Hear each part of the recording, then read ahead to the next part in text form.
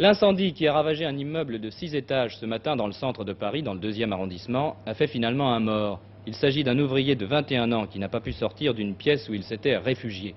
D'énormes moyens ont dû être mis en œuvre pour maîtriser le feu qui avait pris dans une cave et qui s'était rapidement propagé par la cage de l'ascenseur et les escaliers. Un mois et demi après l'incendie dramatique du collège de la rue Édouard-Pailleron à Paris, un incendie qui avait fait 20 morts, on a appris hier soir les résultats de l'enquête administrative. Plusieurs anomalies dans la construction du bâtiment ont été constatées. Elles seront évidemment portées au dossier, sans préjuger des suites judiciaires qui seront données à cette affaire. Les poteaux porteurs en acier devaient être protégés par un enduit à base d'amiante. Dans la partie non visible, à hauteur des faux plafonds, ils ne l'étaient pas.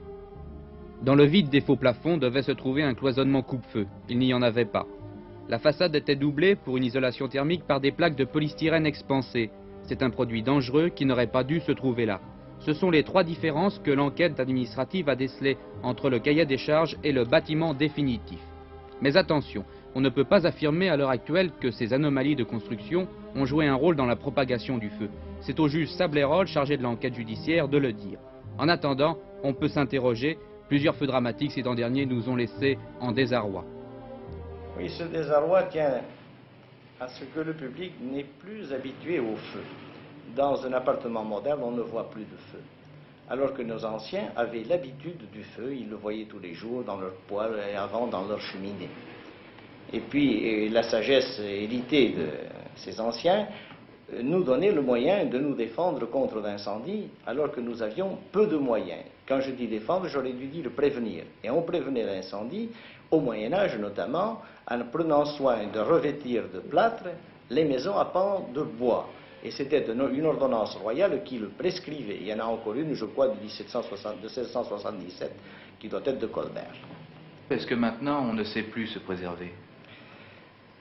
Si on sait lutter contre le feu, mais il faut dire que la construction moderne utilise des matériaux qui contiennent un potentiel calorifique tel que le moindre incendie prend des allures logarithmiques, libère en très peu de temps un énorme potentiel calorifique en atteignant des pics de température et toutes les conséquences, c'est-à-dire que tout ce qui vient de la chimie organique commence par distiller. L'air est appauvri en oxygène, il se produit de l'oxyde de carbone dont la dose létale est très rapidement atteinte et on a des catastrophes et des pertes humaines. Bien, pour les feux de demain, on n'est pas tellement désarmé parce qu'on a déjà de sérieux règlements de prévention, mais il faut se dire que nous aurons à parfaire ces règlements et que c'est là une tâche continue. Il faudra évidemment faire en sorte que on puisse intervenir très vite, et quand je dis intervenir, donner d'abord l'alerte. Avant, on criait au feu et tout le monde se sauvait à l'air libre. Il faut qu'on reprenne ce vieux réflexe.